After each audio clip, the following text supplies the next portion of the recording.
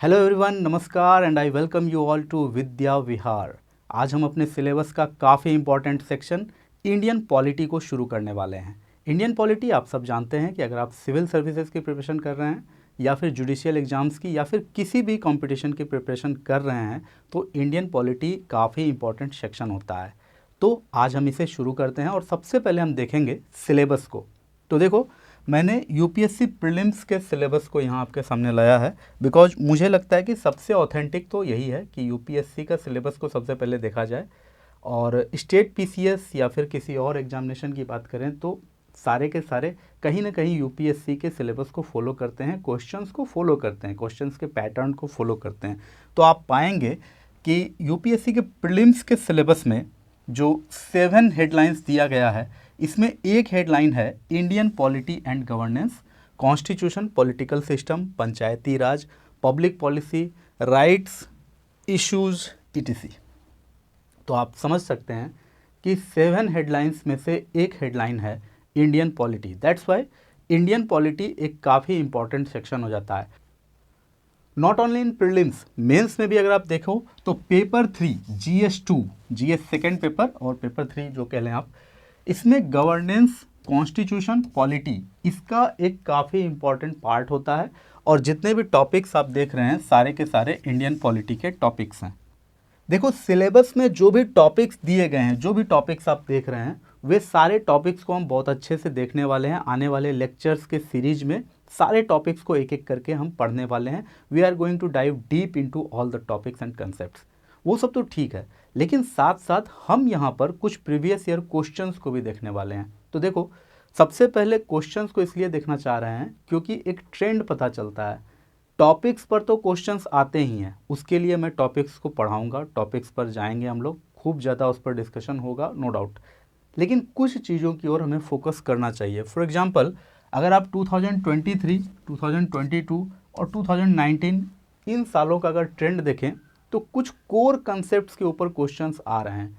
ऐसे कॉन्सेप्ट्स जो टॉपिक्स में नहीं हैं, अगर आप सिलेबस में खोजने जाएंगे या फिर एम लक्ष्मीकांत के बुक में खोजने जाएंगे तो रेयरली ही आपको मिलेगा, लेकिन वो टॉपिक्स हैं। For example, constitutionalization, constitutionalism, constitutional morality, constitutionality, तो ये सारे जो टॉपिक्स हैं। या फिर अगर आप देखें तो स्टेट के ऊपर क्वेश्चन पूछ दिया गया था, स्टेट, ठीक है, पॉलिटी, स्टेट, कॉन्स्टिट्यूशनलिज्म, कॉन्स्टिट्यूशन, इन सब टॉपिक्स पर क्वेश्चंस काफ़ी ज़्यादा पूछे जा रहे हैं। एक ट्रेंड बन रहा है बेसिक कंसेप्ट्स के ऊपर डीप डाइविंग का। तो इसके लिए मैंने ये सोचा है कि आज के क्लास में हम किसी भी टॉपिक्स पर जंप नहीं करेंगे जो हमारे सिलेबस में है। ऑब्वियसली एम लक्ष्मीकांत में अगर आप देखेंगे तो फर्स्ट चैप्टर आता है हिस्टोरिकल बैकग्राउंड, तो वो सब हम देखेंगे अगले क्लास से। लेकिन आज के क्लास में हम कुछ बेसिक कंसेप्ट्स के ऊपर डिस्कशन करेंगे।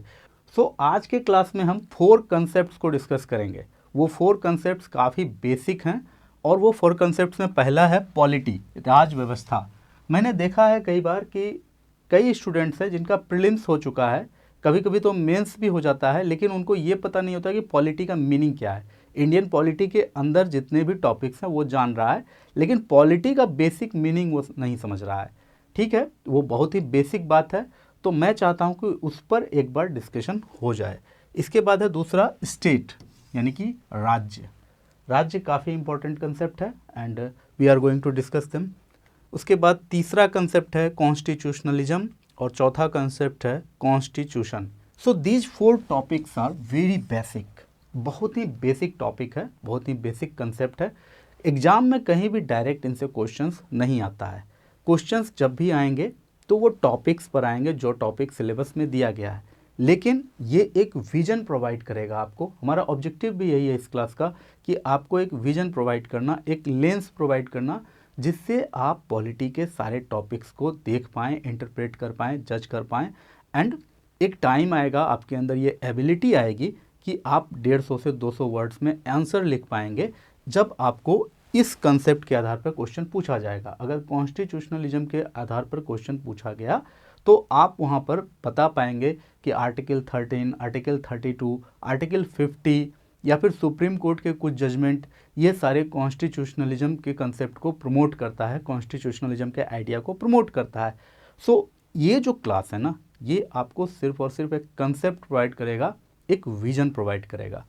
सो these are the basic concepts which we are going to study in today's class, जिसका फिर यूज होगा आने वाले क्लासेस में। तो सबसे पहले हम देखते हैं हमारा टॉपिक जो है वो है राज व्यवस्था, पॉलिटी। तो पॉलिटी का कंसेप्ट काफ़ी बेसिक कंसेप्ट है। पॉलिटी यानी राज व्यवस्था को ऐसे डिफाइन किया जाता है that it is the form और system of a government of a country और एन ऑर्गेनाइजेशन। किसी देश या किसी संगठन के सरकार का स्वरूप या प्रणाली। तो मैंने दो बातें जो कहा है बहुत इंपॉर्टेंट हो जाता है, एक है फॉर्म और दूसरा है सिस्टम।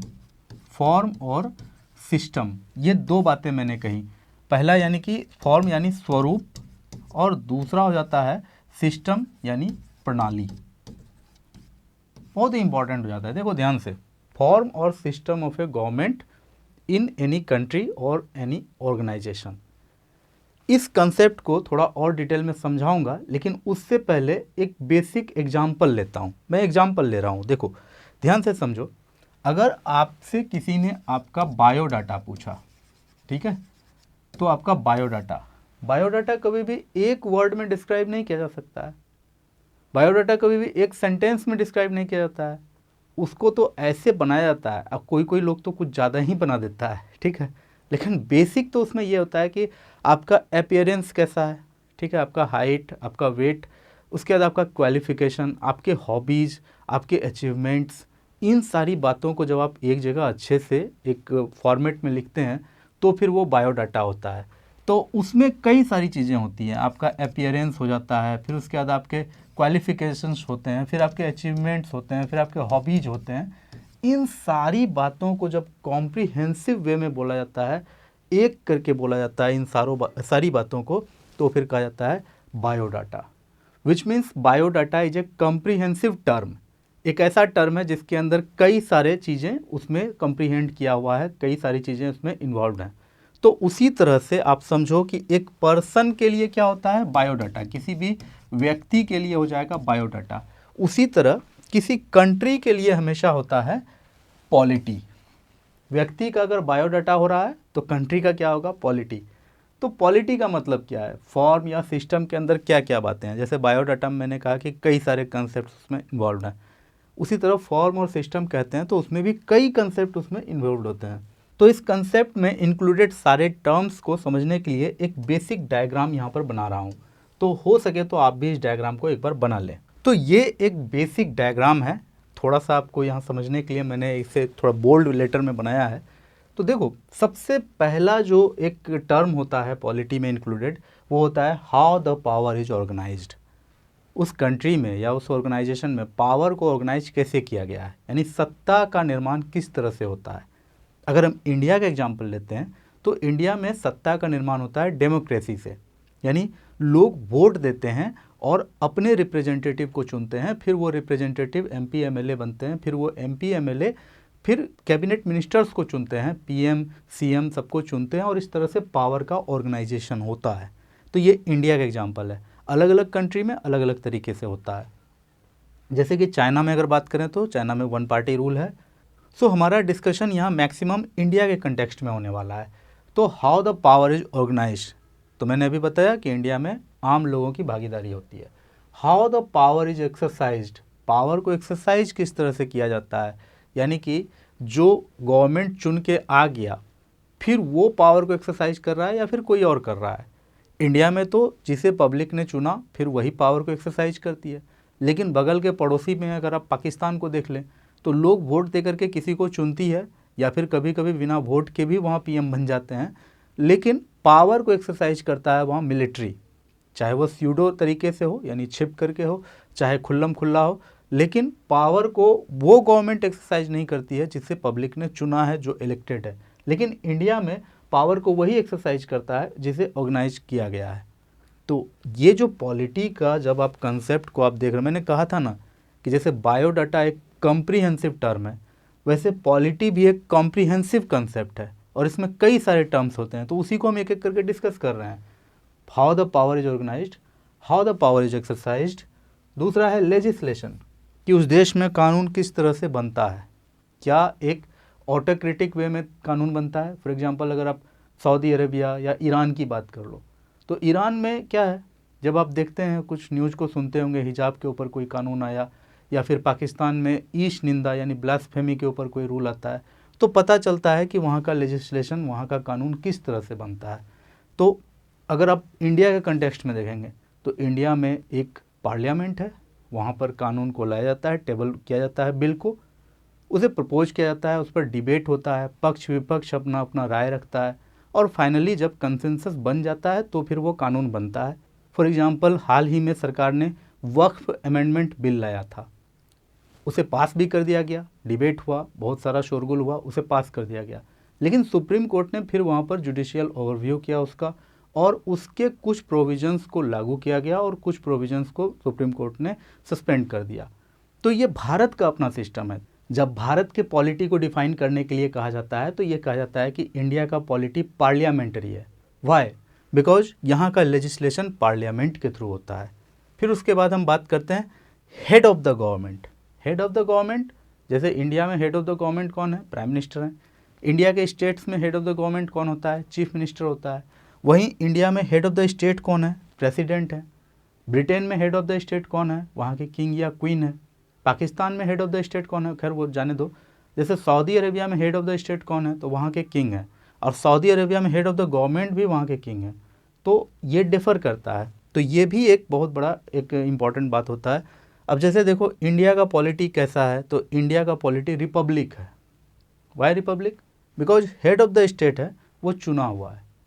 और अगर ब्रिटेन का पॉलिटी के बारे में अगर पूछा जाए कि ब्रिटेन का पॉलिटी कैसा है, तो कहा जाता है ब्रिटेन का पॉलिटी मोनार्कियल सिस्टम वाला है। मोनार्कियल यानी कि वहाँ राजा या रानी जो हेरिटेटरी तरीके से आते हैं, वंशानुगत रूप से आते हैं, वो ब्रिटेन के हेड ऑफ द स्टेट बनते हैं। तो head of the government, head of the state किस तरह का है, ये भी पॉलिटी का एक बहुत बड़ा इंपॉर्टेंट टर्म होता है। पॉलिटी में इंक्लूडेड है ये टर्म। टेरिटोरियल स्ट्रक्चर, ये काफ़ी इंपॉर्टेंट बात हो जाता है कि टेरिटोरियल स्ट्रक्चर उस कंट्री का कैसा है। एग्जाम्पल के लिए इंडिया की बात करो तो इंडिया में एक सेंट्रल गवर्नमेंट है और उससे एफिलिएटेड 28 राज्य सरकार है, 28 स्टेट गवर्नमेंट्स हैं, सब मिलकर काम कर रहे हैं। ये इंडिया का टेरिटोरियल स्ट्रक्चर है। अमेरिका का भी टेरिटोरियल स्ट्रक्चर लगभग ऐसा ही है, एक सेंट्रल गवर्नमेंट और 50 स्टेट गवर्नमेंट। लेकिन ब्रिटेन में एक सेंट्रल गवर्नमेंट है और स्टेट गवर्नमेंट जैसा कुछ भी नहीं है। तो इंडिया या अमेरिका का स्ट्रक्चर क्या कहलाता है? Federal structure. इंडिया का पॉलिटी या अमेरिका का पॉलिटी को एक और तरीके से डिफाइन किया जाता है, ये कहा जाता है कि इंडिया और अमेरिका में फेडरल गवर्नमेंट है। इंडिया की पॉलिटी कैसी है? फेडरल है। अमेरिका की पॉलिटी कैसे है? फेडरल है। लेकिन यूके की पॉलिटी कैसी है? तो यूनिटरी है। वाई? क्योंकि वहाँ सिर्फ सेंट्रल गवर्नमेंट है, स्टेट गवर्नमेंट नहीं है ब्रिटेन में। तो ये जो टेरिटोरियल स्ट्रक्चर है इसको इस तरह से समझो। फिर बात आता है आइडियोलॉजी का। देखो इंडिया के कॉन्स्टिट्यूशन में प्रीएम्बल में ही हमने लिख दिया कि हम सेक्युलर हैं, दैट इज़ आवर आइडियोलॉजी। अगर आप पाकिस्तान की बात करें, सऊदी अरेबिया की बात करें, तो वो लोग इस्लाम को अपना आइडियोलॉजी कंट्री के पॉलिटी में लिख के बताता है। ईरान की बात करो तो वो शिया इस्लाम को मानता है, उसको अपना स्टेट का रिलीजन मानता है। अगर आप वेटिकन सिटी की बात करो तो वो क्रिश्चियनिटी को अपना स्टेट यानी कंट्री का रिलीजन मानता है। तो that is there ideology. Secular होना भी एक आइडियोलॉजी है जो कि इंडिया का है। आइडियोलॉजी का एक और काफ़ी इंपॉर्टेंट कंसेप्ट हो जाता है कि कभी कभी जैसे हमारे इंडियन कॉन्स्टिट्यूशन के प्रीएम्बल में हमने लिख दिया है कि वी आर सोशलिस्ट, ठीक है। अमेरिका ये लिखता नहीं है कि वो कैपिटलिस्ट है, लेकिन वो कैपिटलिस्ट है। तो साम्यवादी, पूंजीवादी, ये भी बहुत इंपॉर्टेंट आइडियोलॉजी के अलग अलग ब्रांचेज हैं। तो कंट्री या फिर कंट्री के पॉलिटी का झुकाव किसी भी आइडियोलॉजी की तरफ हो सकता है। कभी कभी वो डिक्लेयर्ड होता है किसी भी कंट्री के द्वारा, कभी कभी अनडिक्लेयर्ड होता है, लेकिन आइडियोलॉजी एक इम्पॉर्टेंट फैक्टर होता है पॉलिटी का। नेक्स्ट कंसेप्ट है एफिलिएशन का। तो एफिलिएशन बेसिकली ऑर्गेनाइजेशंस पर लागू होता है या फिर कभी कभी डोमिनियंस पर भी लागू होता है। फॉर एग्जांपल 1947 से पहले इंडिया एक डोमिनियन था, लेकिन फिर भी पॉलिटी था। बिकॉज पॉलिटी कंट्री का होता है, वहाँ पर हो सकता है वो कंट्री सॉवरिन हो सकता है कंट्री सॉवरिन ना भी हो, वो एफिलिएटेड हो किसी दूसरे गवर्नमेंट से। So that was the case. और एक बहुत ही इंपॉर्टेंट बात होता है कि पीपल्स का क्या पार्ट है, वहाँ का जनता के वहाँ के सरकार में क्या हिस्सेदारी है, जनता की क्या हिस्सेदारी है। इंडिया के केस में क्या है, इंडिया एक डेमोक्रेसी है। इंडिया में लोग जिसे चुनेंगे अपने रिप्रेजेंटेटिव को, जो चुन के आएंगे, सत्ता उन्हीं के पास होती है, डिसीजन लेने का पावर उन्हीं का होता है। तो इनडायरेक्टली लोगों का हिस्सा होता है डिसीजन मेकिंग बॉडी में। तो ये एक कॉम्प्रिहेंसिव कंसेप्ट है पॉलिटी का, जिसके अंदर कई सारे टर्म्स इंक्लूडेड हैं। हमने एक एक करके देखा। जब आप सबको एक कॉम्प्रिहेंसिव वे में कहते हैं तो वो होता है पॉलिटी। जब भी हम किसी कंट्री के पॉलिटी के बारे में डिस्कस करेंगे, इसका मतलब हम इन सारी बातों पर डिस्कस करेंगे। दैट्स वाई ये इतना इम्पोर्टेंट टॉपिक है। और इसके बाद हमें डिस्कस करना है मेजर टाइप्स ऑफ पॉलिटी, राजव्यवस्था के मुख्य प्रकार या मुख्य प्रकार की राजव्यवस्था, जिसमें सबसे पहला टाइप हमने डिस्कस करने को रखा है मोनार्की। अभी अभी हमने डिस्कस किया कि यूके यानी यूनाइटेड किंगडम या ब्रिटेन भी आप कह सकते हैं, वो एक मोनार्कियल सिस्टम पर काम करता है, यानी कि वहाँ की पॉलिटी मोनार्की वाली है। दैट मीन्स वहाँ पर किंग या क्वीन वहाँ हेड ऑफ स्टेट होते हैं। हेड ऑफ स्टेट कौन होते हैं वहाँ पर, किंग या क्वीन, और वो हेरिडिटरी होता है, वंशानुगत होता है। लोगों द्वारा चुना गया हेड ऑफ स्टेट यूके में नहीं होता है। दैट्स वाई वो मोनार्कियल सिस्टम है। तो इसका मतलब ये नहीं है कि यूके का पॉलिटी केवल मोनार्की है। देखो, यूके का पॉलिटी पार्लियामेंटरी भी है, यूके का पॉलिटी यूनिटरी भी है। तो पॉलिटी को जब हम डिफाइन करते हैं, किसी भी देश के पॉलिटी को जब हम डिफाइन करते हैं, तो केवल एक पैरामीटर पर डिफाइन नहीं करते हैं। बायोडाटा का मतलब सिर्फ अपीयरेंस नहीं होता है, सिर्फ क्वालिफिकेशन नहीं होता है, सिर्फ हॉबीज नहीं होता है। बायोडाटा में वे सारी बातों को इंक्लूड किया जाता है। उसी तरह यहाँ पर मैं अलग अलग टाइप्स ऑफ पॉलिटी को डिस्कस करूँगा, और एक कंट्री के पास कई टाइप्स ऑफ पॉलिटी हो सकते हैं, इनहिबिट कर सकता है वो। तो पहला है मोनार्की, जहाँ पर एक सिंगल पर्सन के पास रूल होता है, या फिर उस देश का जो हेड ऑफ स्टेट होता है वो एक सिंगल पर्सन होता है, और जनरली वो पावर हेरिडिटरी होता है, वो वंशानुगत तौर पे उसको मिलता है। दूसरा टाइप ऑफ पॉलिटी है एरिस्टोक्रेसी, जहाँ एक स्मॉल ग्रुप के द्वारा पूरे देश पर राज किया जाता है। एक स्मॉल ग्रुप ऑफ पीपल होता है, हो सकता है वो एक बहुत ही कुलीन वर्ग हो, क्लर्जी हो, या विद्वान लोगों का सभा हो, कुछ भी हो सकता है। तो एरिस्टोक्रेसी उसको कहा जाता है, जहाँ पर नोबल्स का एक स्मॉल ग्रुप होता है जो पूरे कंट्री के लिए शासन करता है या फिर पूरे कंट्री के लिए डिसीजन लेता है। हिंदी में उसे अभिजात तंत्र कहते हैं, जहाँ अभिजात वर्ग के कुछ विशेष लोग पूरे देश के सत्ता को संभालते हैं।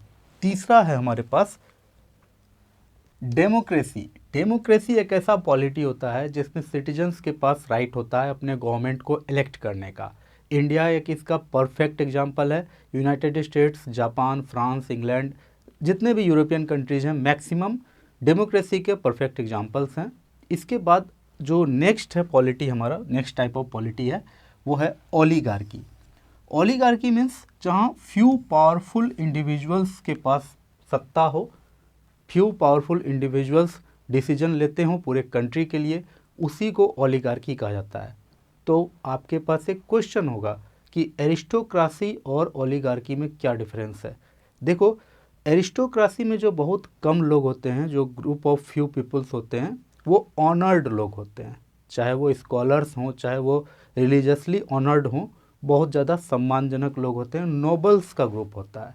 और ओलिगार्की में वेल्थ के कारण या फिर अपने इन्फ्लुएंस के कारण वो ग्रुप होता है, यानी कि बहुत ही पावरफुल लोग होते हैं उस ग्रुप में, वहाँ पर सम्मानजनक वाली बात नहीं होती है।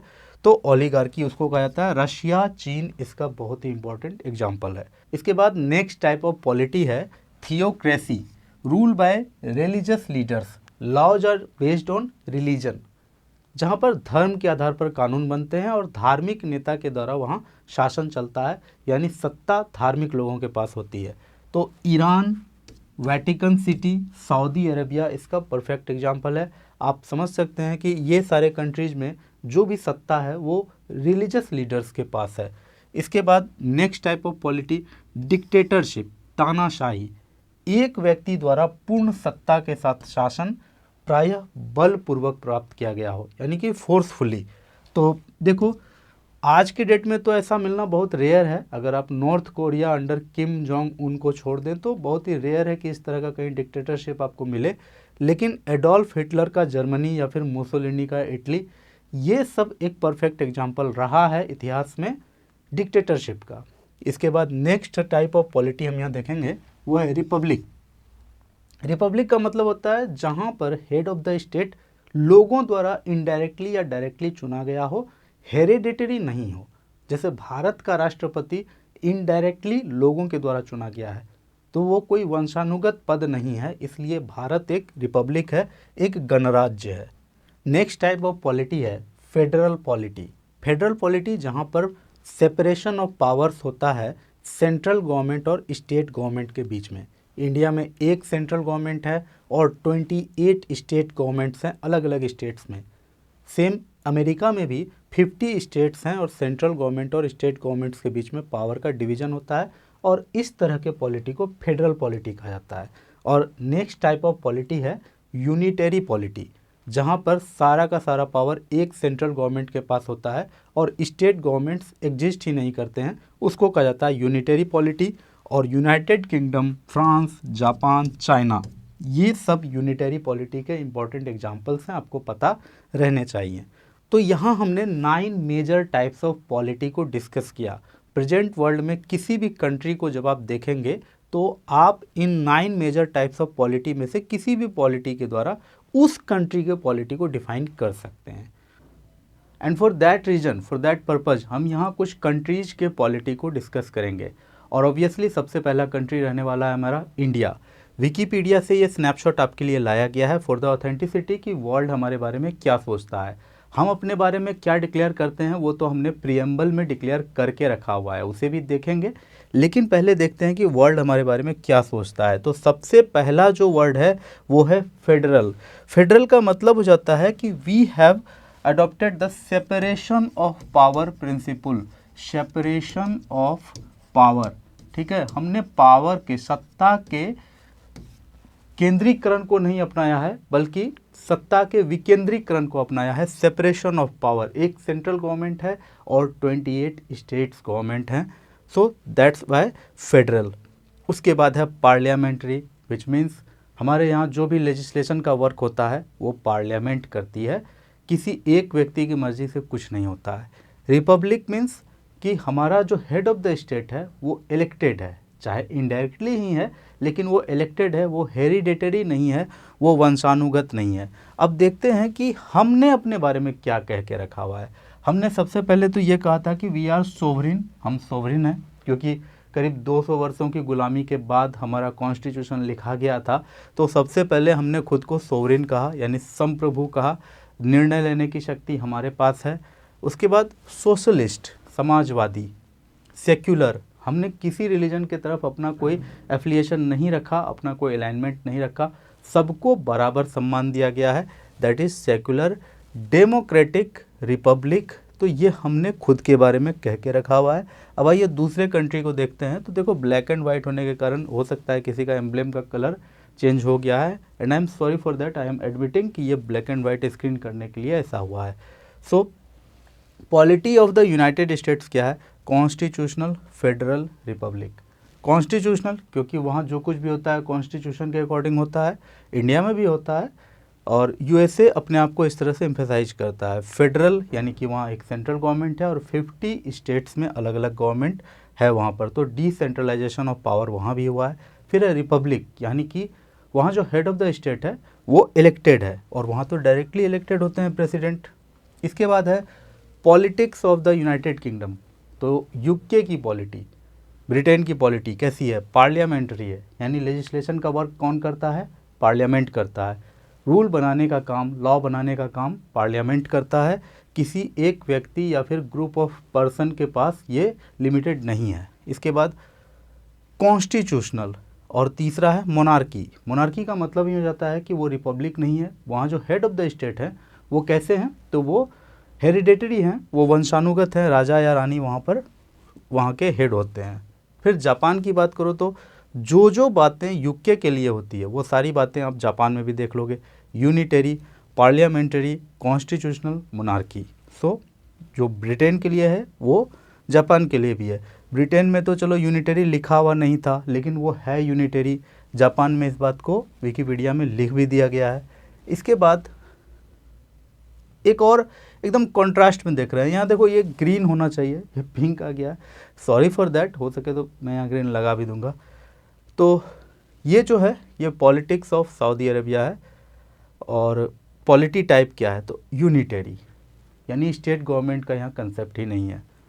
इस्लामिक यानी सेक्युलर विचारधारा यहाँ ये अडॉप्ट नहीं करता है, एक रिलीजन की तरफ अपना ये अलाइनमेंट बताता है। और यहाँ तक कि यहाँ का जो कॉन्स्टिट्यूशन है, कुरान को ही यहाँ पर कॉन्स्टिट्यूशन माना जाता है। Basic law of Saudi Arabia de facto वही होता है कि सुन्ना, कुरान एंड द सुन्ना डिज्योर, ठीक है। Islamic absolute monarchy which means जो किंग है वो हेड ऑफ द स्टेट भी है और हेड ऑफ द गवर्नमेंट भी है, which is called absolute monarchy. Government का सारे डिसीजन लेने का भी पावर उसी के पास है और सेरेमोनियल हेड भी वही है। तो हमारे यहाँ जो प्राइम मिनिस्टर प्रेसिडेंट दोनों को मिला लो, वो सऊदी अरेबिया में वहाँ के किंग होते हैं। तो इस तरह से आप समझ सकते हैं। फिर हम देखते हैं यूनाइटेड अरब एमिरेट्स के बारे में। तो यूनाइटेड अरब एमिरेट्स जो हैं, इसको देखो ठीक से, ये एक कंट्री नहीं है, ये एक फेडरेशन है। ये क्या है, फेडरेशन है। 7 अलग अलग एमिरेट्स का फेडरेशन है और 7 के 7 क्या हैं, तो 7 के 7 कॉन्स्टिट्यूएंट मोनार्कीज हैं।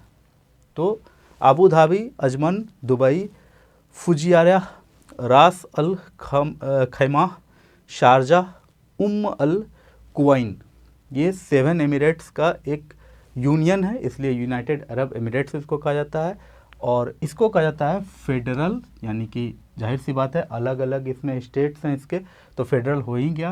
Presidential elective semi constitutional monarchy. Semi constitutional monarchy means वहाँ पर कॉन्स्टिट्यूशन भी है, मोनार्की भी है, राजा या रानी भी हैं, कॉन्स्टिट्यूशन भी है, और दोनों को अपना अपना पावर दिया गया है। राजा रानी ऐसा नहीं है कि सिर्फ सेरेमोनियल है, उनके पास कुछ पावर भी है एग्जीक्यूट करने के लिए, लेकिन कॉन्स्टिट्यूशन का भी वहाँ अपना सिग्निफिकेंस है। इसलिए सेमी कॉन्स्टिट्यूशनल मोनार्की वो अपने आप को कहता है, प्रेसिडेंशियल इलेक्टिव भी वो अपने आप को कहता है। So that is the polity of UAE. अब नेक्स्ट कंट्री जो हम डिस्कस करने जा रहे हैं वो है चाइना। इसका ऑफिशियल नेम है people's republic of China. People's republic of China. इसकी पॉलिटी के बारे में कहा जाता है कि ये एक ऑथोरिटेरियन पॉलिटी है। देखो विकिपीडिया के स्नैपशॉट में इसके पॉलिटी टाइप को लिखा भी नहीं गया है, आप किसी भी कंट्री के पॉलिटी टाइप को खोजेंगे आपको मिल जाएगा विकिपीडिया पर, लेकिन चाइना के पॉलिटिक्स के पेज पर, politics of the people's republic of China के पेज पर आपको पॉलिटी टाइप नहीं मिलता है, बिकॉज चाइना इस चीज़ को बिल्कुल रिवील नहीं करता है। चाइनीज़ से पूछोगे तो वो तो कहेगा कि हम डेमोक्रेसी में रहते हैं। अब किस तरह का डेमोक्रेसी है वो समझें, लेकिन आप इसको समझें कि ये 1 पार्टी रूल है, कम्युनिस्ट पार्टी ऑफ चाइना, या फिर ये जो चाइनीज़ कम्युनिस्ट पार्टी है CCP, इसका सबसे अधिक कंट्रोल है। और कहा जाता है कि यहाँ ऑथोरिटेरियन गवर्नमेंट चलता है। चाइना की पॉलिटी कैसी है, ऑथोरिटेरियन है, ओलिगार्की है, विच मीन्स एक सर्टेन ग्रुप ऑफ पर्सन या फिर एक सर्टेन पार्टी के पास सारे डिसीजन मेकिंग पावर्स हैं, सारी पावर्स उसी के पास है, सत्ता उसी के पास है, उसी को कहा जाता है ऑथोरिटेरियन गवर्नमेंट।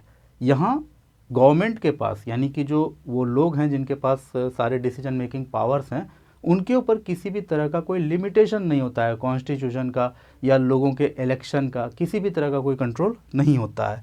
और किसी भी तरह का कोई फ्री इलेक्शन नहीं होता है चाइना में नेशनल लीडर्स का। और जो भी डायरेक्ट इलेक्शंस होते हैं वो केवल लोकल लेवल्स पर होते हैं, नेशनल लेवल पर कोई इलेक्शन नहीं होता है। और सबसे बड़ी बात, लोकल लेवल पर जो इलेक्शंस होते हैं उसमें नॉमिनेशंस को भी कंट्रोल किया जाता है कम्युनिस्ट पार्टी ऑफ चाइना के द्वारा, या फिर communist Chinese party, Chinese communist party के द्वारा उसको कंट्रोल किया जाता है। और इसी ऑर्डर में मैंने यहाँ पर आपके लिए एक लिस्ट लाया है जिसमें अलग अलग पॉलिटी के लिए कंट्रीज़ के अलग अलग लिस्ट को यहाँ पर आपको दिखाया गया है। सबसे पहला जो ये लिस्ट आप देख रहे हैं ये कॉन्स्टिट्यूशनल मोनार्कीज़ के लिए है, विच मीन्स जहाँ अभी कॉन्स्टिट्यूशन ऑपरेट करता है, देश कॉन्स्टिट्यूशन से चलता है, लेकिन वहाँ पर सेरेमोनियल हेड वहाँ के राजा या रानी हैं। तो कॉन्स्टिट्यूशनल मोनार्की जहाँ कॉन्स्टिट्यूशन से देश चलता है, लेकिन ceremonial head of the state कौन है, राजा या रानी। तो ऑस्ट्रेलिया, एंडोरा, बेल्जियम, ठीक है, यूनाइटेड किंगडम, ये सब इसके बहुत ही इंपॉर्टेंट एग्जांपल्स हैं। और भी देश हैं, न्यूजीलैंड है, नीदरलैंड्स है, नॉर्वे है, ठीक है, पापुआ न्यू गिनिया, जापान, ये सारे कंट्रीज़ हैं। कनाडा भी इसमें है, डेनमार्क, ग्रीनलैंड, जमाइका, कई सारे कंट्रीज़ हैं जहाँ अभी भी कॉन्स्टिट्यूशनल मोनार्कीज़ हैं और काफ़ी इंपॉर्टेंट कंट्रीज़ हैं। इसके बाद कंट्रीज़ का एक अगला लिस्ट है जिसमें हमने ऐसे कंट्रीज़ को यहाँ शामिल किया है जहाँ पार्लियामेंट्री रिपब्लिक्स है with directly elected ceremonial head of state.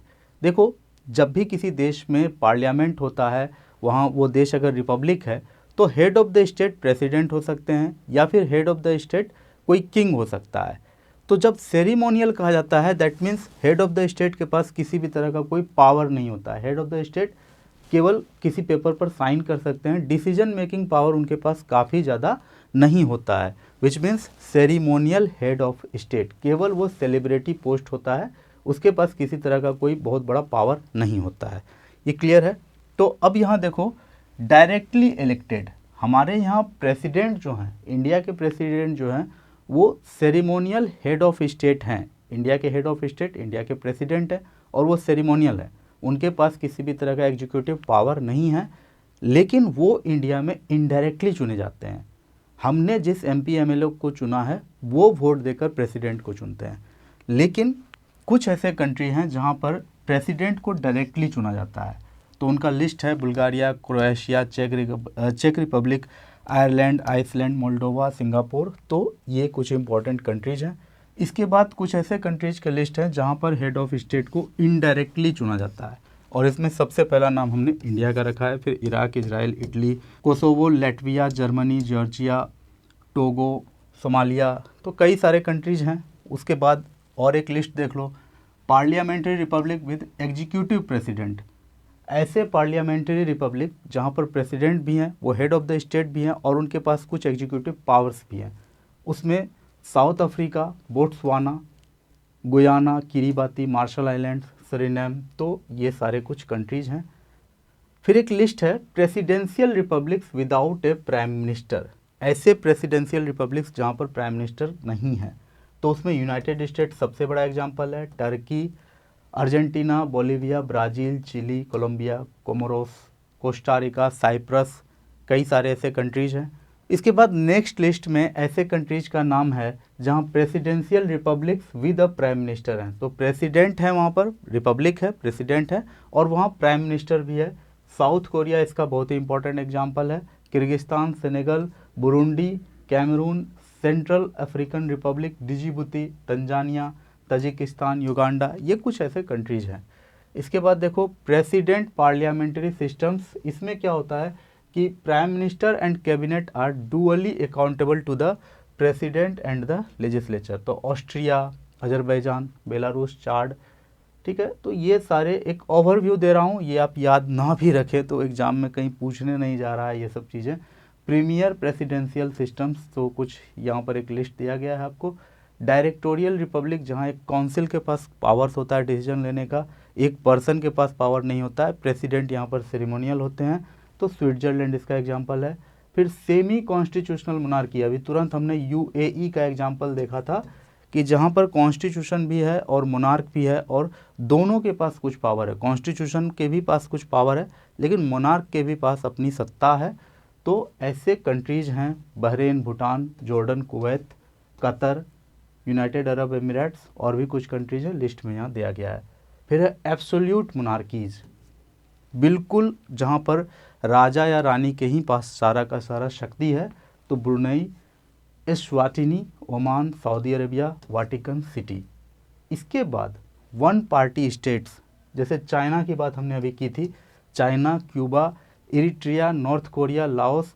Basically आप देखेंगे कि आज से 50-60 वर्ष पहले जहाँ पर कम्युनिस्ट पार्टी का दबदबा था, कम्युनिस्ट पार्टी की सरकार थी, आज के डेट में भी वहाँ पर वन पार्टी स्टेट्स वाला पॉलिटी है। तो ये कुछ बेसिक लिस्ट मैंने बनाया था कि आपको वर्ल्ड के अलग अलग कंट्री का पॉलिटी को समझने में आसानी हो और आपको समझ में आए कि अलग अलग देश में अलग अलग पॉलिटिक्स होता है, अलग अलग ज्योग्राफी होता है, कल्चर होता है, हिस्ट्री होता है। ओवर द टाइम इन्हीं सब फैक्टर्स के कारण उस देश का पॉलिटी डेवलप होता है। इसके बाद हमारा नेक्स्ट टॉपिक है स्टेट यानी राज्य। देखो, बचपन से हमने जब भी स्टेट सुना है तो स्टेट सुनते ही हमारे मन में आता है उत्तर प्रदेश, राजस्थान, तमिलनाडु, केरल, बिहार, ये सब हमें स्टेट का मतलब समझ में आता है। हम यही जानते हैं कि स्टेट का मतलब वो लैंड का टुकड़ा है जो इंडिया का एक पार्ट है। लेकिन पॉलिटिकल साइंस में, पॉलिटी में स्टेट का ये मीनिंग नहीं होता है। इसको हम लोग ठीक से समझेंगे अभी। तो स्टेट क्या है? स्टेट को हमने डिफाइन किया कि state is a political organisation. आप सबको पता है ऑर्गेनाइजेशन तभी बनता है जब ढेर सारे एंटिटी एक साथ आते हैं। ढेर सारे एंटिटीज़ जब एक साथ मिलकर कुछ फॉर्म करते हैं तो ही ऑर्गेनाइजेशन बन पाता है। तो स्टेट क्या है? एक पॉलिटिकल ऑर्गेनाइजेशन है। जैसे ही पॉलिटिकल आता है तो कहीं ना कहीं गवर्नमेंट की बात होगी, क्योंकि पॉलिटी का मतलब ही होता है फॉर्म और स्ट्रक्चर और सिस्टम ऑफ ए गवर्नमेंट। तो जैसे ही हमने स्टेट को डिफाइन किया तो पहला जो हमारा टर्म था इसे डिफाइन करने के लिए वो था पॉलिटिकल ऑर्गेनाइजेशन। पॉलिटिकल का मतलब हो गया रिलेटेड टू गवर्नमेंट, ऑर्गेनाइजेशन का मतलब है कि इसमें और भी कई सारे एंटिटीज़ से मिलकर ये बना हुआ है। आगे देखते हैं। तो इस पॉलिटिकल ऑर्गेनाइजेशन के पास हैज़ द सुप्रीम अथॉरिटी। ये political organisation supreme authority enjoy करता है for making and enforcing laws over its population in a specific territory. काफ़ी डीप कंसेप्ट है, इसको ठीक से समझो। राज्य यानी स्टेट क्या है? एक पॉलिटिकल ऑर्गेनाइजेशन है, ठीक है, एक राजनीतिक संगठन है जिसके पास अपने एक खास पॉपुलेशन के ऊपर लॉ बनाने के लिए और उसे इन्फोर्स करने के लिए सुप्रीम अथॉरिटी होती है इन ए स्पेसिफिक टेरिटरी। इस कंसेप्ट को समझने के लिए हम एक डायग्राम का हेल्प लेंगे, फिर हम उस डेफिनेशन को उस डायग्राम के हेल्प से इंटरप्रेट करेंगे। देखो, कहीं भी स्टेट तभी एग्जिस्ट कर सकता है जब उसके पास 4 इसेंशियल एंटिटीज हों। तो वो 4 इसेंशियल थिंग्स क्या हैं किसी भी स्टेट के एग्जिस्टेंस के लिए? तो सबसे पहला होता है टेरिटोरीज। टेरिटोरीज, ठीक है, territory with specific boundary. Territory होना चाहिए, एक ज़मीन का टुकड़ा होना चाहिए और उसकी बाउंड्री भी तय होनी चाहिए।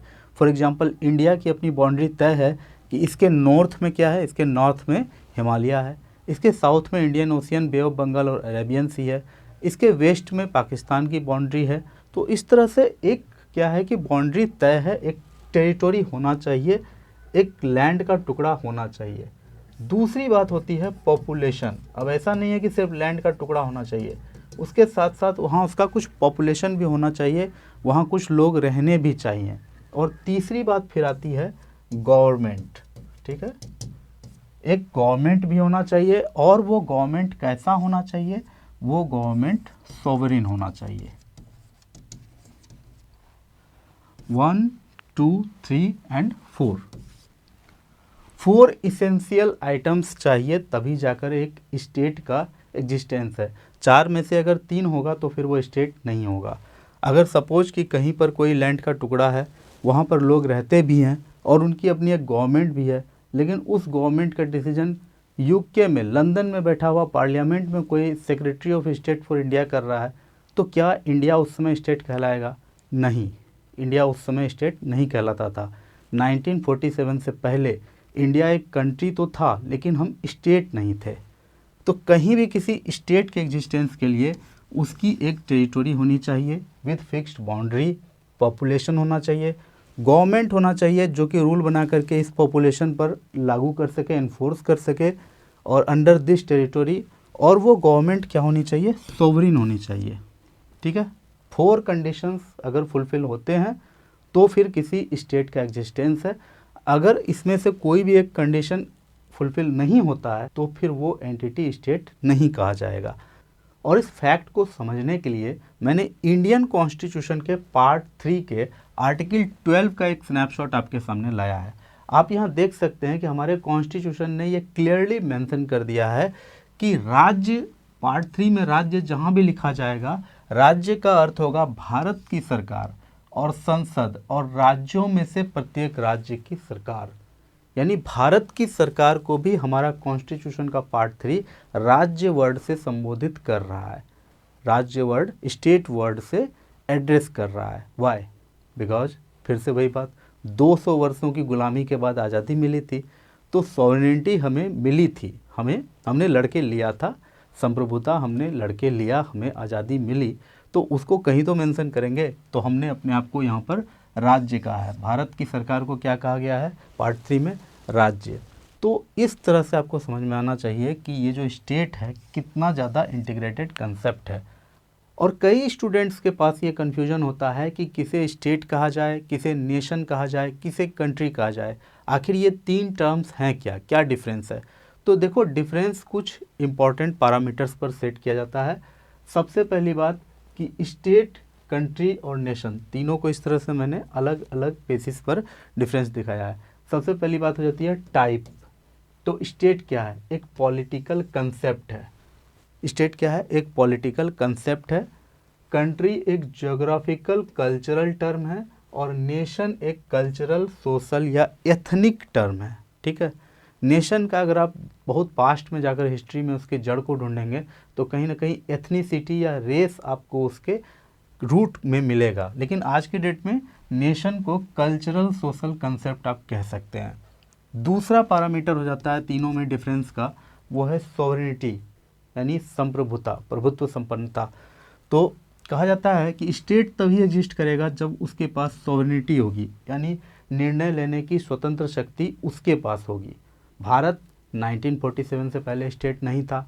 1947 के बाद हम स्टेट हैं क्योंकि हमारे डिसीजंस लेने की शक्तियाँ हमारे लोगों के पास है, हमारे द्वारा चुनी गई सरकार के पास है।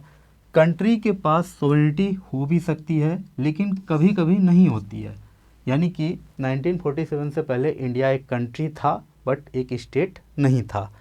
तो हमारे पास सॉवरेनिटी नहीं थी, लैंड था, पॉपुलेशन था, गवर्नमेंट भी था, लेकिन वो गवर्नमेंट सॉवरेन नहीं था। और नेशन में कोई ज़रूरी नहीं है कि सॉवरेनिटी हो या ना हो, नेशन में वो सब बातें नहीं होती। नेशन अपने आप में एक एथनिसिटी को रिप्रेजेंट करता है। की एलिमेंट्स की बात करें तो स्टेट में पॉपुलेशन होना चाहिए, टेरिटोरी होना चाहिए, गवर्नमेंट होना चाहिए, सॉवरेनिटी होना चाहिए।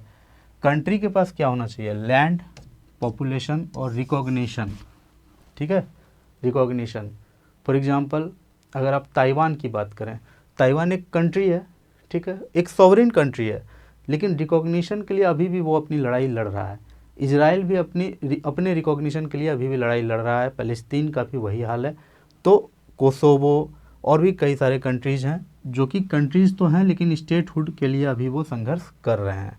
नेशन की बात करें तो कॉमन कल्चर होना चाहिए, हिस्ट्री होना चाहिए, आइडेंटिटी होना चाहिए कॉमन। एग्जिस्ट विदाउट गवर्नमेंट, क्या तीनों में से कौन कौन है जो बिना गवर्नमेंट के एग्जिस्ट कर सकती हैं? तो स्टेट में कहा गया है नहीं, बिना गवर्नमेंट के एग्जिस्ट कर ही नहीं सकता है। क्या कंट्री बिना गवर्नमेंट के एग्जिस्ट कर सकता है? कैन, हाँ हो सकता है। और नेशन भी बिना गवर्नमेंट के एग्जिस्ट हो सकता है। मेन फोकस कहाँ होता है स्टेट में? Power and governance. कंट्री में फिजिकल लैंड एंड बॉर्डर्स और नेशन में people and shared identity. Example India as a state, India as a country, India nation, shared identity. India तीनों पर फिट बैठता है। इंडिया एक नेशन भी है क्योंकि हमारी एक एथनिसिटी है, कश्मीर से लेकर कन्याकुमारी तक कहीं ना कहीं लोगों के भाषा या फिर खान पान या रीति रिवाज में कहीं ना कहीं आपको समानता मिलती है। और एज ए कंट्री भी इंडिया है क्योंकि लैंड है। और नॉन सॉवरेन एग्जांपल्स की बात करें तो फिर स्टेट में तो संभव ही नहीं है कि कोई एक ऐसा स्टेट हो जो कि सॉवरेन ना हो। और कंट्री की बात करें हम तो स्कॉटलैंड एक कंट्री है, स्कॉटलैंड एक कंट्री है लेकिन वो यूके के अंडर है। तो कंट्री होते हुए वो एक स्टेट नहीं है स्कॉटलैंड। कुर्द्स, तमिल, ज्यू, ये सब अपने आप में नेशन कहे जा सकते हैं। ज्यू जो 1948 के पहले वो अपने आप को नेशन कहते थे, उसके बाद इजराइल एक स्टेट बन के तैयार हुआ था। सो ये एक चार्ट आपके सामने लाया गया था जिससे कि आपको एक डिफरेंस समझाया जा सके कि स्टेट जो कि पॉलिटिकल साइंस का एक कंसेप्ट है, स्टेट कंट्री और नेशन से कैसे डिफर करता है। So that was all about state. हमारा नेक्स्ट टॉपिक है कॉन्स्टिट्यूशनलिज्म, संविधानवाद। संविधानवाद एक आइडिया है, एक आइडियल सिचुएशन को ये इमेजिन करता है। ये एक प्रिंसिपल है, आप इसको ऐसे कह सकते हैं। एक ऐसा आइडिया जो इमेजिन करता है कि किसी भी देश में ऐसा गवर्नमेंट हो जहाँ पर गवर्नमेंट लिमिटेड हो। गवर्नमेंट कैसा हो? लिमिटेड हो। और दूसरी बात वहाँ पर हो कि रूल ऑफ लॉ हो, रूल ऑफ लॉ भी होना चाहिए। तो तो कॉन्स्टिट्यूशनलिज्म का सबसे जो दो बेसिक फैक्टर है, जो दो बेसिक कंडीशन है कि देश में अगर लिमिटेड गवर्नमेंट है और रूल ऑफ लॉ है, ये दोनों अगर एग्जिस्ट करते हैं तो माना जाएगा कि उस देश में कॉन्स्टिट्यूशनलिज्म यानी संविधानवाद को फॉलो किया जा रहा है। लिमिटेड गवर्नमेंट कैसा, तो बाय ए कॉन्स्टिट्यूशन। गवर्नमेंट कैसे होना चाहिए, तो एक कॉन्स्टिट्यूशन के द्वारा लिमिटेड होना चाहिए। एग्जाम्पल फॉर इंडिया, ठीक है, इंडिया में लोगों ने वोट देकर अपने रिप्रेजेंटेटिव को चुना, वो रिप्रेजेंटेटिव ने अपना सरकार बनाया, लेकिन सरकार के पास आर्बिट्रेरी पावर नहीं है, मनमाना पावर नहीं है। उसको पहले ही बता दिया गया है कि आप फंडामेंटल राइट्स के साथ छेड़छाड़ नहीं कर सकते हैं। आपको जो भी कानून बनाना है तो वो डीपीएसपी को फॉलो करते हुए बनाना है। एक ऐसा कानून बनाना है जहां पर डीपीएसपी के गोल्स को अचीव किया जा सके, एसडीजी के गोल्स को अचीव किया जा सके।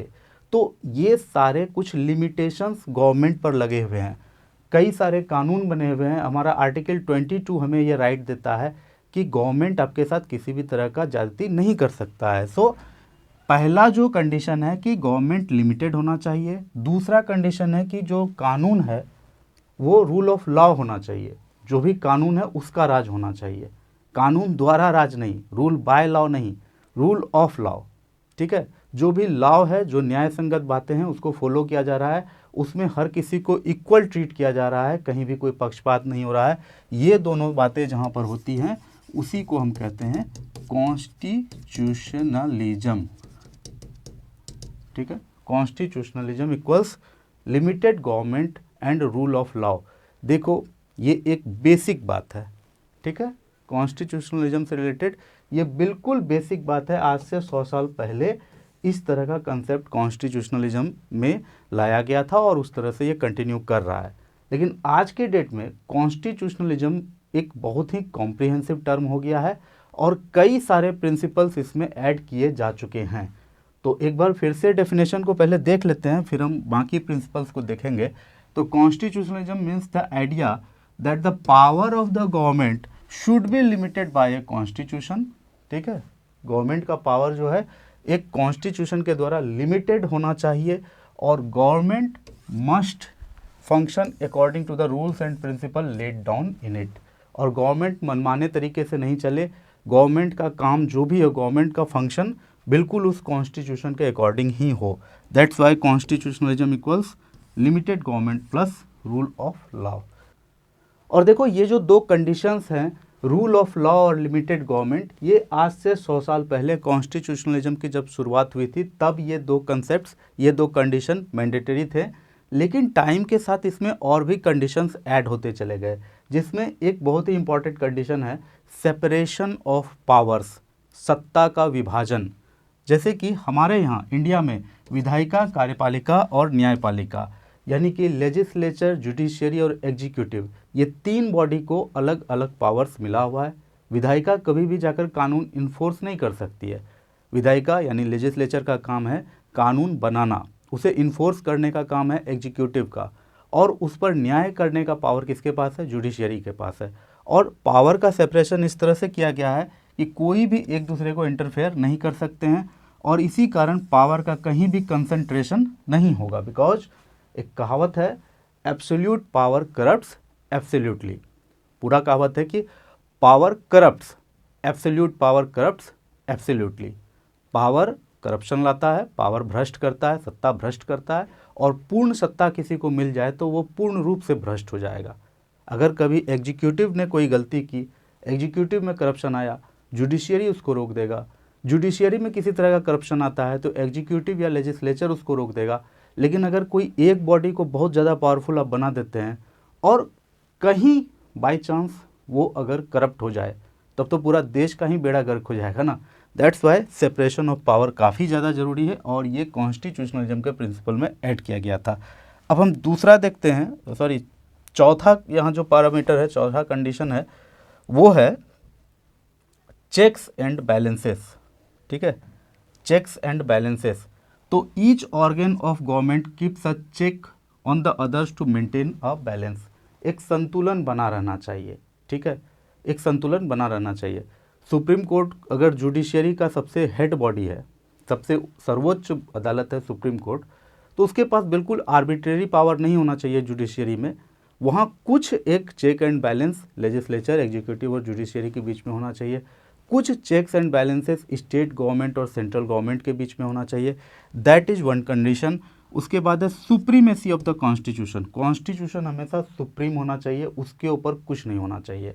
कोई भी कितना भी बड़ा प्राइम मिनिस्टर कितना भी बड़ा मैंडेट लेकर आ जाए, लेकिन उसे काम कॉन्स्टिट्यूशन के अंडर ही करना है।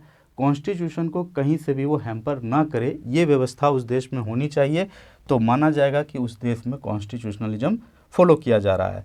इसके बाद और भी कुछ पैरामीटर्स हैं, उसे हम देखते हैं। तो देखो, सबसे इम्पोर्टेंट बात, जुडिशियल रिव्यू। हमने अभी तुरंत कहा कि कानून बनाने का काम किसका है, लेजिस्लेचर का है, लेकिन जो लेजिस्लेचर ने कर दिया वो कॉन्स्टिट्यूशन के अकॉर्डिंग सही है या नहीं। अभी तुरंत कहा गया कि कॉन्स्टिट्यूशनलिज्म की सुप्रीमेसी होनी चाहिए, कॉन्स्टिट्यूशन सबसे सुप्रीम होना चाहिए, लेकिन वो सुप्रीम है या नहीं। अगर लेजिस्लेचर कोई कानून बनाता है, उसमें नागरिकों के फंडामेंटल राइट्स को ख़त्म कर देता है, टर्मिनेट कर देता है, और कहता है कि नहीं हमने तो कॉन्स्टिट्यूशन को फॉलो किया है, तो ये तय कौन करेगा कि सरकार ने कॉन्स्टिट्यूशनलिज्म को फॉलो किया, कॉन्स्टिट्यूशन को फॉलो किया या नहीं किया। यहाँ पर बात आ जाता है जुडिशियल रिव्यू का। तब वहाँ कोर्ट आकर के, सुप्रीम कोर्ट आकर के ये डिसाइड करेगी जो भी लॉ आया है वो कॉन्स्टिट्यूशन के अकॉर्डिंग सही है, कॉन्स्टिट्यूशन को फॉलो करते हुए बनाया गया है या नहीं बनाया गया है।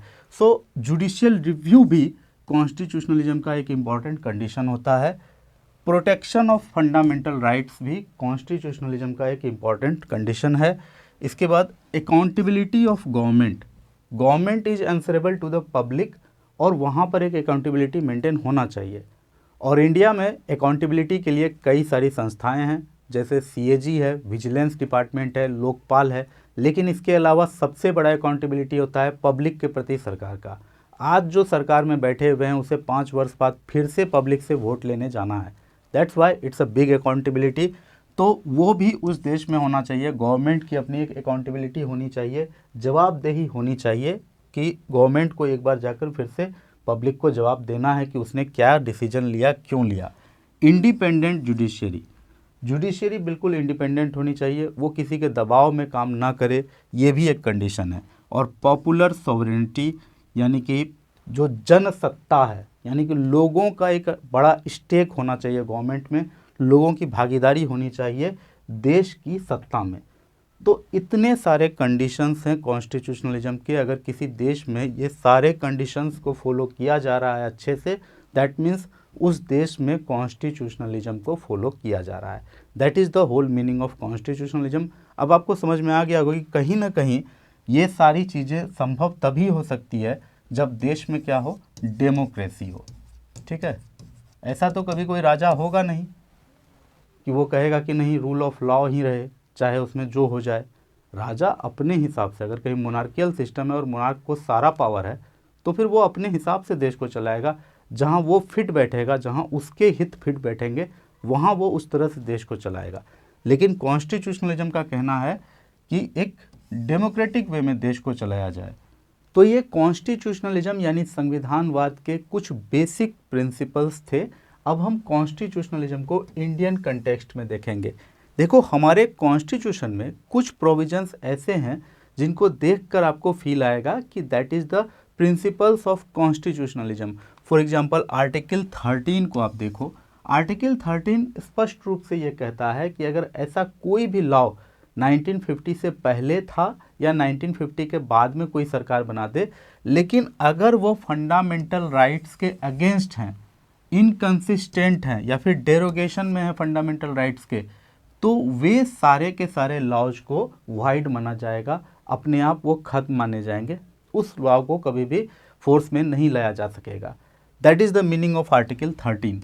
तो ये जो प्रोविज़न है, आपको स्पष्ट पता चल रहा है कि यहाँ पर सरकार के ऊपर एक लिमिटेशन लाया जा रहा है कि सरकार मनमाने तरीके से कोई भी लॉ नहीं बनाए, उसे जो भी लॉ बनाना है फंडामेंटल राइट्स को ध्यान में रखते हुए बनाना है। तो ये एक लिमिटेशन गवर्नमेंट पर डाला जा रहा है। फंडामेंटल राइट्स का कोई भी आर्टिकल आप उठा लो, कहीं ना कहीं वो कॉन्स्टिट्यूशनलिज्म के कंसेप्ट को अपहेल्ड करता है। उसके बाद है आर्टिकल 14, जहाँ पर लॉ को सभी सिटीजन्स के लिए इक्वल बताया गया है, guarantees equality before law and equal protection of law to all individuals. इसके बाद नेक्स्ट इंपॉर्टेंट आर्टिकल है आर्टिकल 32, जो कॉन्स्टिट्यूशनलिज्म के कंसेप्ट को, कंडीशन को एस्टैब्लिश करता है। आर्टिकल 32 सीधे सीधे कहता है कि कोई भी इंडिविजुअल, कोई भी इंडियन सिटीजन सीधे सुप्रीम कोर्ट जा सकता है अगर उसे फंडामेंटल राइट से डिप्राइव किया गया है। अगर कोई लीगल केस है तो उसे फिर एक डिस्ट्रिक्ट कोर्ट, फिर हाई कोर्ट, फिर जाकर सुप्रीम कोर्ट में वो जा सकता है, लेकिन फंडामेंटल राइट्स के लिए वो सीधे सीधे सुप्रीम कोर्ट का दरवाज़ा खटखटा सकता है। That is article 32। ये एक सुविधा, ये एक bullet proof jacket Indian citizens को दिया गया है हमारे कॉन्स्टिट्यूशन के अकॉर्डिंग। बुलेट प्रूफ जैकेट क्यों? क्योंकि आप सबको पता है कि we have the right to live, जीवन का अधिकार, आर्टिकल 20। तो हमें जीवन का अधिकार है, कोई भी आकर के मुझे गोली नहीं मार सकता है। पुलिस के पास पिस्टल है लेकिन वो रैंडमली किसी पर भी गोली नहीं चला सकता है। वहाँ हमें कौन प्रोटेक्ट करता है? वो आर्टिकल 20 प्रोटेक्ट करता है। तो ये कॉन्स्टिट्यूशनलिज्म के कुछ कंसेप्ट्स हैं। आर्टिकल 50, आर्टिकल 368, ये सारे कुछ ऐसे आर्टिकल्स हैं जो कॉन्स्टिट्यूशनलिज्म के कंडीशंस को अपहेल्ड करता है, उसको थोड़ा और इन्फोर्स करता है। उसके बाद देखो, सुप्रीम कोर्ट के जजमेंट्स भी कुछ ऐसे रहे हैं जिसने इंडिविजुअल के साथ तो जस्टिस किया ही है, लेकिन साथ साथ देश में कॉन्स्टिट्यूशनलिज्म की भी कंडीशंस को इस्टेब्लिश किया है।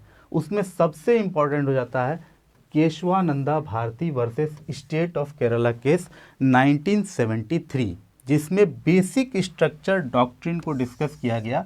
सुप्रीम कोर्ट ने यह कहा कि इंडिया के कॉन्स्टिट्यूशन में कुछ बेसिक स्ट्रक्चर हैं, उसमें किसी भी तरह का अमेंडमेंट सरकार नहीं कर सकती है। वो बेसिक स्ट्रक्चर क्या क्या हैं? जैसे इंडिया सोवरिन है, इंडिया सोशलिस्ट है, इंडिया सेक्युलर है, इंडिया में फंडामेंटल राइट्स हैं, कुछ फंडामेंटल राइट्स भी बेसिक स्ट्रक्चर डॉक्ट्रिन का एक हिस्सा है, जुडिशियल रिव्यू भी बेसिक स्ट्रक्चर डॉक्ट्रिन का एक हिस्सा है। तो जब पॉलिटी के टॉपिक्स को पढ़ेंगे तो उसमें हम डिटेल में जाएंगे। आज हमारा फर्स्ट क्लास है तो एक ओवरव्यू ले रहे हैं इसमें। तो Kesavananda Bharati versus state of Kerala case 1973 constitutionalism को इन्फोर्स करता हुआ या कॉन्स्टिट्यूशनलिज्म को इंडिया में इस्टेब्लिश करने वाला एक जजमेंट है इस केस का। इसके बाद Maneka Gandhi versus union of India case 1978, जिसमें right to life and personal liberty under article 21 को यहाँ पर एम्फेसाइज किया गया था। फिर एक केस काफ़ी इंपॉर्टेंट हो जाता है कॉन्स्टिट्यूशनलिज्म के व्यू से, IR Coelho versus state of Tamil Nadu, जिसमें सुप्रीम कोर्ट ने सीधे सीधे कहा कि कॉन्स्टिट्यूशनलिज्म के प्रिंसिपल को इन्फोर्स करने के लिए, या कॉन्स्टिट्यूशनलिज्म का प्रिंसिपल ये रिक्वायर करता है कि गवर्नमेंट के ऊपर एक कंट्रोल होना चाहिए, control over government power to ensure that democratic principles are not undermined. तो गवर्नमेंट को हमेशा कंट्रोल में रहना है। किसके कंट्रोल में? कॉन्स्टिट्यूशन के कंट्रोल में। ये इस केस में डायरेक्ट सुप्रीम कोर्ट ने कहा था। Puttaswamy versus union of India 2017, ये भी हाल का केस है और बहुत इंपॉर्टेंट है। इसमें भी कॉन्स्टिट्यूशनलिज्म के जो कंडीशंस हैं उसको आप अपहेल्ड होता हुआ देखेंगे। और नवतेज सिंह जौहर वर्सेस यूनियन ऑफ इंडिया 2018 का केस है, जिसमें सेक्शन 377 को रिपील किया गया था, और ये भी कॉन्स्टिट्यूशनलिज्म का एक काफ़ी बड़ा एग्जाम्पल है इंडिया में।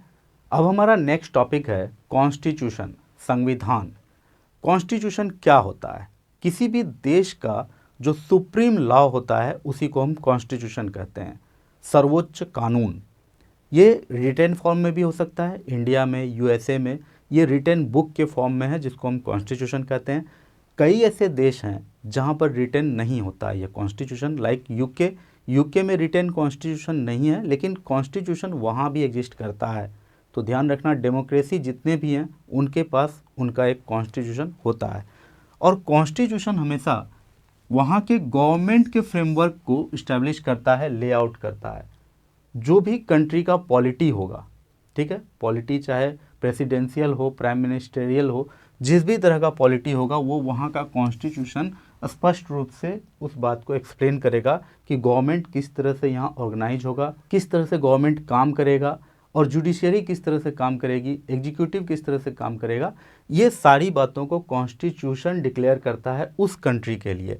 साथ साथ कॉन्स्टिट्यूशन ये भी डिक्लेयर करता है कि सिटीजन्स के पास क्या अधिकार होंगे, जो भी वहाँ नागरिक हैं उनके क्या क्या अधिकार होंगे, क्या क्या राइट्स होंगे, ये भी कॉन्स्टिट्यूशन में एक्सप्लिसिटली एक्सप्लेन किया हुआ होता है, स्पष्ट रूप से वहाँ वर्णन किया जाता है।